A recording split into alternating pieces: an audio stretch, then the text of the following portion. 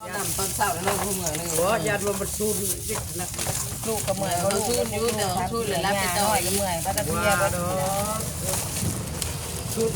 สู้กันกันบ่ เมื่ ได้ อยไม่ได้ไปกัน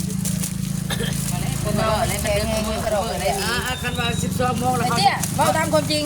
บดมือเจ้าบ่ได้นอนเจ้านอนแค่ไรเนี่ย8 โมงครึ่ง5 ที่2 โมงครึ่งเจ้าสิอยู่ได้จักมื้อเฮาสิถาม ว่า จ้ะ อันเฮาสิถามว่า ตอนแรกกับบริยุทธ์เลยมีแพงกัน 12โมงแล้วเฮาสิโทร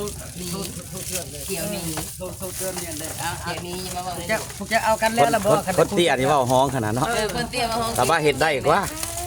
ว่าเรื่องเห็ดเก่งด้วยนะ ว่าเรื่องเห็ดนี่ฮันตัดบอกเดี๋ยวเอ้ยจะลองจะ เฮ็ด ไปลอง เฮ็ดหยังแหละ 10 เงิน จะเราไปลอง เฮ็ดหยังแหละ เฮ็ดหยังแต่เฮ็ดกูอยากเป็นสาวกูสิเอาทำเขาไม่แพ้กันคนถ่ายทางบ่ได้ ยืนให้พวกเรานะ ทางทางกูจะจับเฮ็ดลูก โอ้คือเก่งปานนั้นแท้เจ้า เอลี เขาบ่มี เฮ็ด เอามาถอกเลย ช่างสักเบื่อ เฮ็ดจากกระเบือเนาะ เอาโม่ไม่แล้ว ขอแต่ว่าบ่ให้มันสาดกระเบือกูสิเฮ็ดนำเขาไป ไม่ใช่ไม่อยู่อ่ะ เก่งแท้ๆเนาะ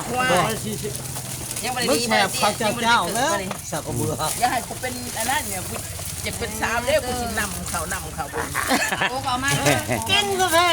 เก่งขนาดเนาะ เก่งได้ เออ